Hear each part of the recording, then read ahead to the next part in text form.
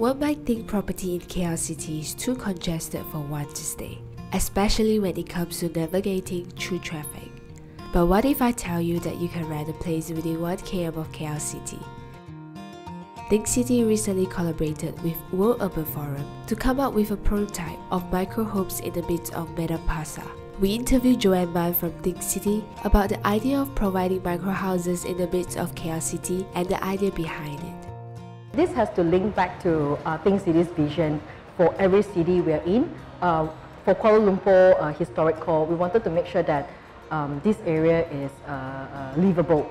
So, in terms of, it has to be a desired place to be, in terms of play, work and live. In terms of live, we would say that, there's actually not that many housing choices here.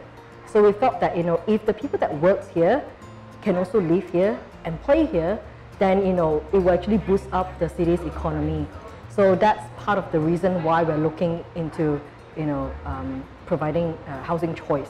When we moved forward with the project, and World Urban Forum came about, so we found out about 3 months ago, and we felt that, we have an idea, the concept is out there.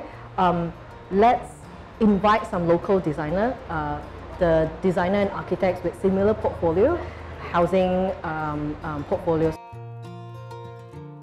So ThinkCity has been in Kuala Lumpur for the last 3 years, and our focus area, which is the KL's historic core, Masjid Jame, Masjid India, Petaling Street. What we felt is there's lack of community sense in this area. So we wanted the people to have an ownership or stewardship of their city. So what we felt is, if we actually have enough locals that live in the city, then most likely they will have an ownership and they'll start looking after their city. So that's part of the reason, why communal living. So it's actually to build a community. This type of living lifestyle may not suit every single person, but I know that I've met a lot of younger people who has the right heart that wants to help people, but it's because that they couldn't afford, living by themselves, then they start at home. So the good thing about the communal living is if our future partner comes on board, we have tried to set in a guideline that it's actually not for sale, it's actually for rent. Yeah. So then the younger people who has the right heart, who wants to help other people, can then come and live together with the rest of the people that has the right heart. Yeah.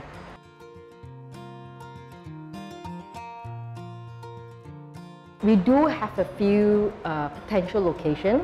We are still weighing out, what is the best for ThinkCity, and also DBKL to continue this advocacy work, and also what's the best for the house as well.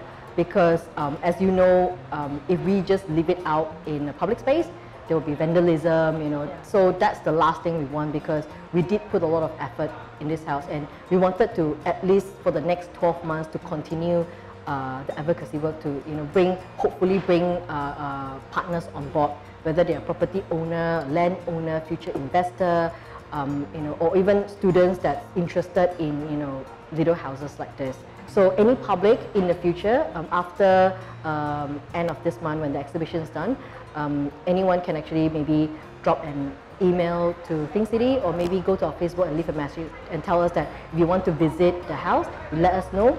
We will take you on a private tour. Yeah, and then I hope that we will continue to do that for students at least. Yeah. Microhomes have the power to encourage locals to live and work in the city, boosting the economic aspect of Kuala Lumpur. Students and middle-income workers who previously couldn't afford to pay for their accommodation expenses now have strikingly cheap options for them.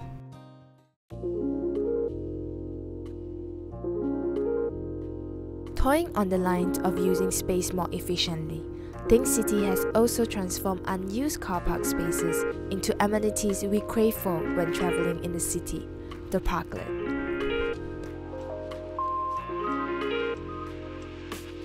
The location of each Parklet is in front of a complementary shop in which both ThinkCity and DBKL need to agree on before implementation takes place. The permanent settlement of one of these parklets is located at Jalan Panggong, while other temporary settlements are at places like Jalan Hang Kasturi and Jalan Tun HSD. ThinkCity has worked with University Islam Antarabangsa and their landscaping students to design and create these amenities. One of the couplets promote an old bookstore so customers who just bought books can come out and get some light reading done under the shade and convenience of the couplets. As far as I've observed, I think the response is pretty good because the parklets and couplets, we always have it, like I said, in front of restaurants or cafes. So the people that actually patronize these eateries, they're actually using it themselves as well. So that's throughout the day or at night. Other than that, there's also quite a few offices around the area. Sometimes during lunch they sit outside. But then if you want a detailed analysis, we'll have to wait for the students to actually synthesize their data and then do a presentation to us.